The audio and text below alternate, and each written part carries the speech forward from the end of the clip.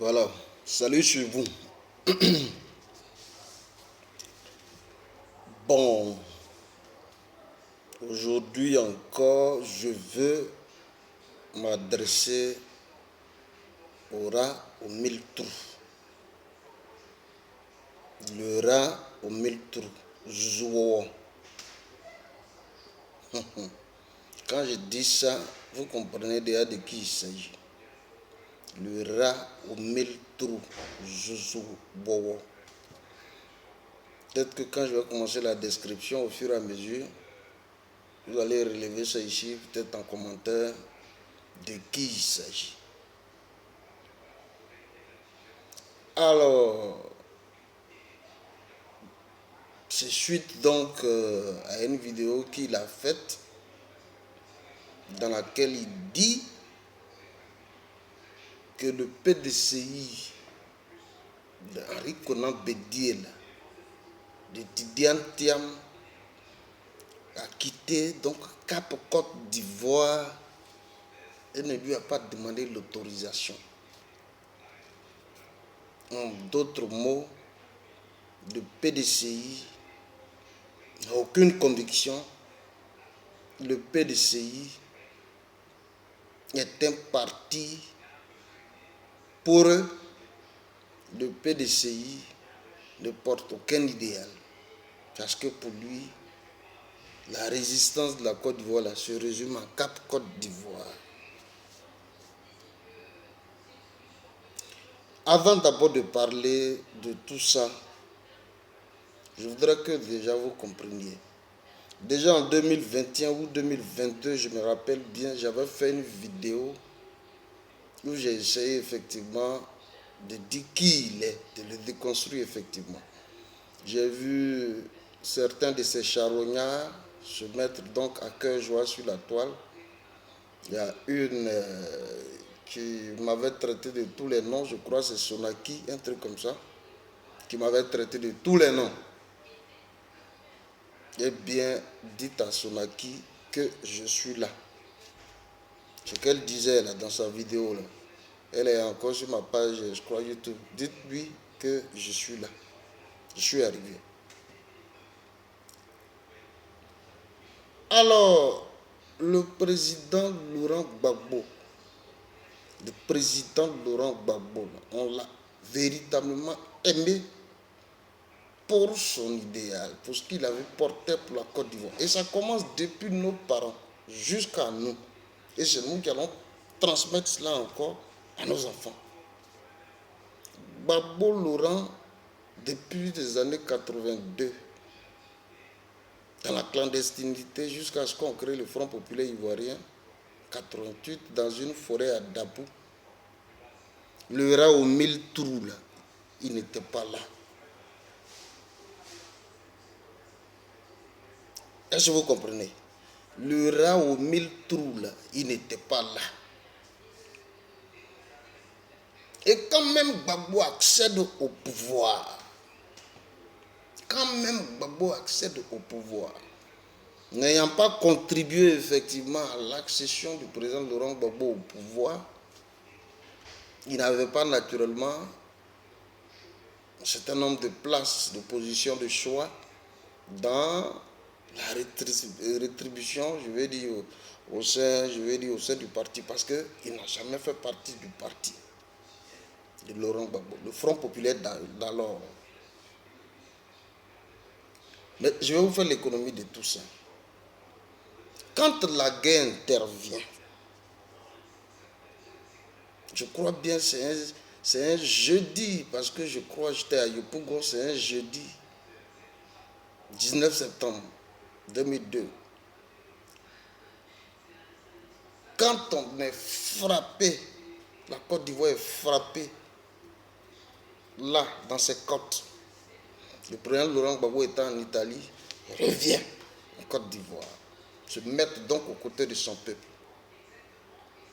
Et à un moment donné, voilà qu'il fallait mener la résistance, parce que la guerre n'était pas encore finie, les gens ont frappé, ils n'ont pas pu atteindre Laurent Gbagbo, ils sont allés dans la partie nord du pays, ils ont coupé le pays en deux. Bon, ça je vous épargne tout ça. Alors, il fallait mener la résistance. Voilà comment le rat aux 1000 trous arrive donc en Côte d'Ivoire.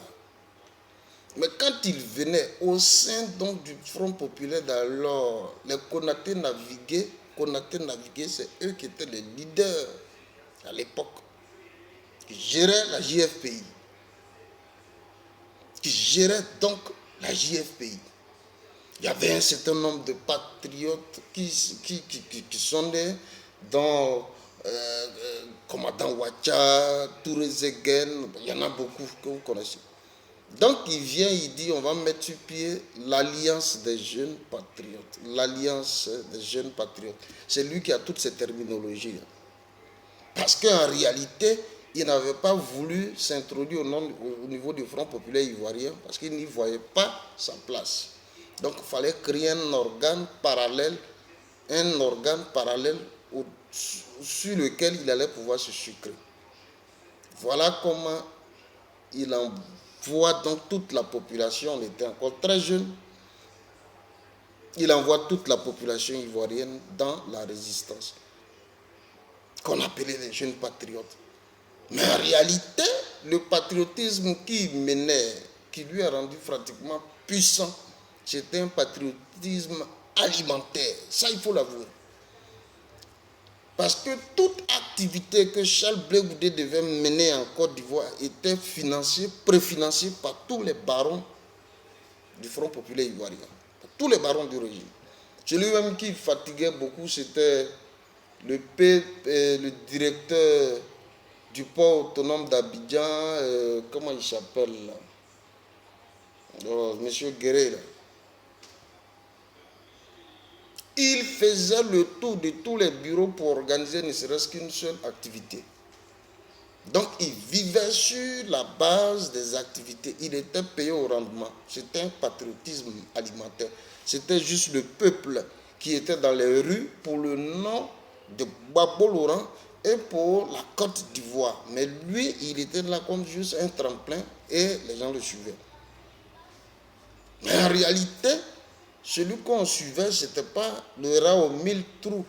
C'était, bien entendu, Gbagbo Laurent, c'était le pouvoir de Gbagbo Laurent qu'on défendait. Et donc, c'était la République de Côte d'Ivoire qu'on défendait. Je me rappelle encore les événements de 2004. J'ai vu ça au niveau de l'hôtel d'Ivoire, tout ça. Je me rappelle, il y en a beaucoup. Donc, de Alliance des jeunes patriotes, il crée Congrès des jeunes patriotes, toujours COJEP.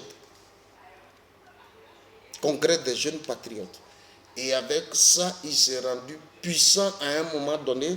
Il est arrivé donc même à avoir les leviers sur la gestion de l'appareil public de l'État de Côte d'Ivoire.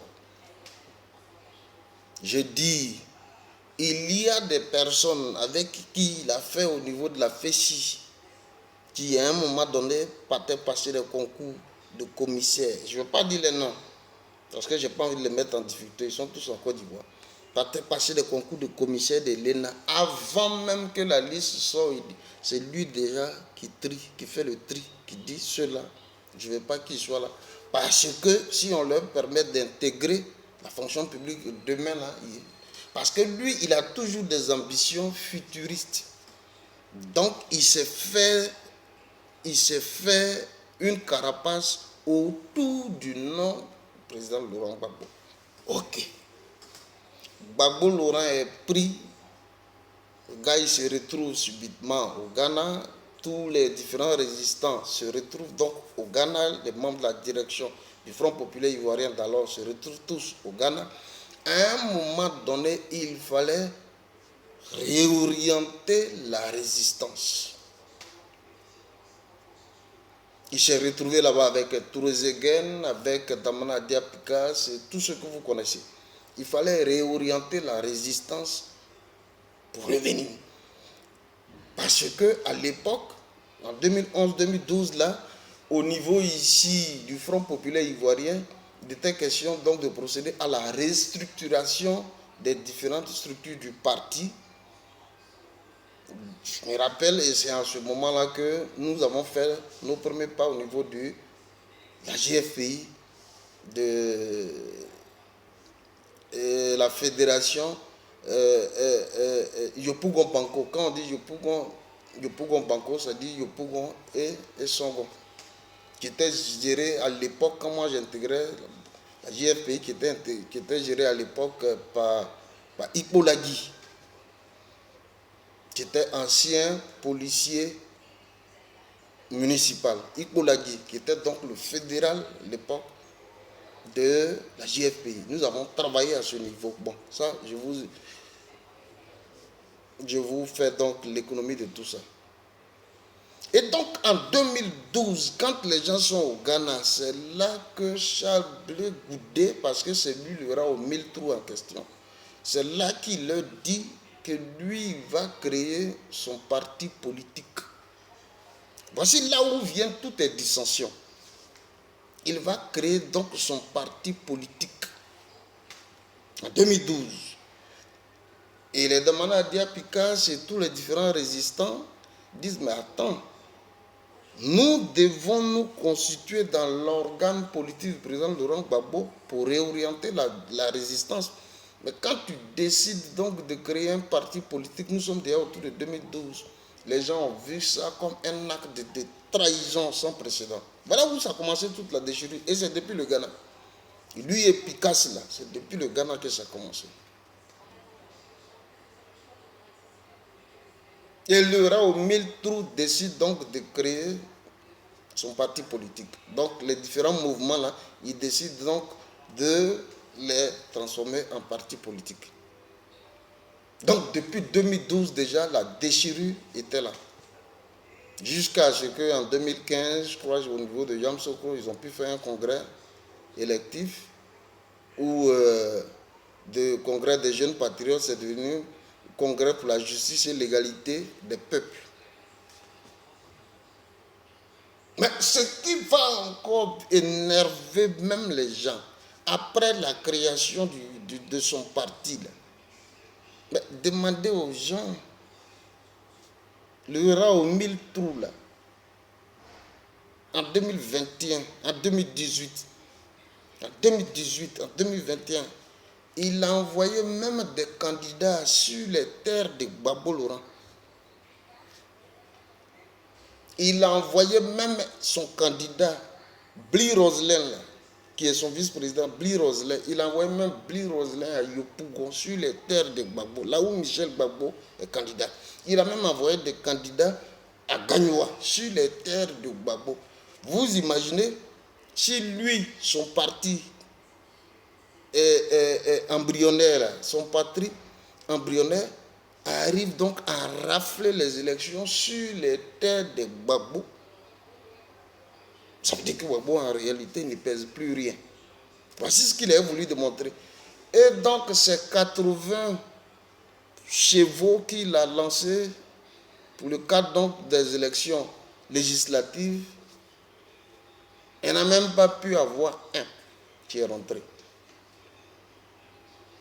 Donc quand il parle là, dites aux gens qu'il a été candidat sur les terres de Gbagbo.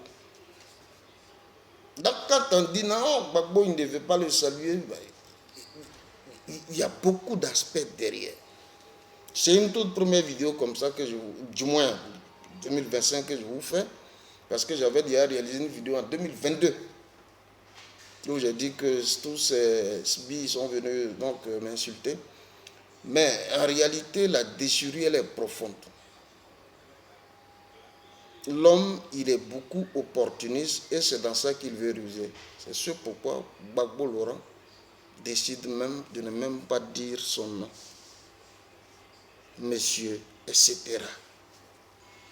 Ah, c'est ce que vous devez comprendre.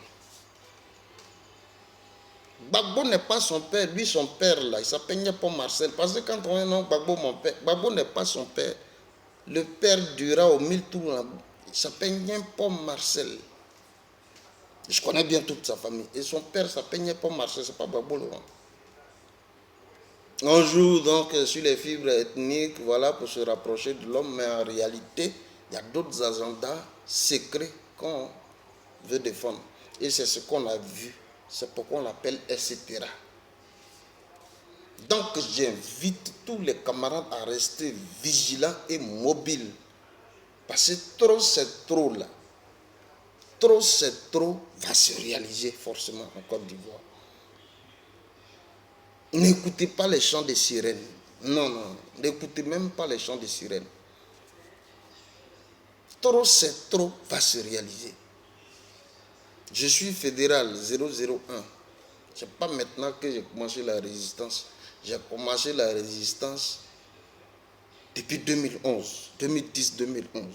Je suis déjà dans la résistance. Avant de réaliser déjà en 2018 les premières vidéos. C'est ce que je tenais à vous dire. Le rat au mille trous n'aura même pas une portion de l'héritage politique du président Laurent Gbagbo. Écrivez ça. N'aura même pas une portion de l'héritage politique du président Laurent Gbagbo. Il y a déjà des gens qui sont là. Hein. Il y a Steve Biko, il y a Don Piki, il y a Las Blaise. Il y en a plein. Donc ne vous inquiétez même pas. Gbagbo Laurent, là, il a produit beaucoup de Gbagbo Laurent pour assurer donc sa relève politique. Ne vous inquiétez même pas. Donc, Blé, c'est un plaisantin. C'est ce que je vous dis. Écrivez ça.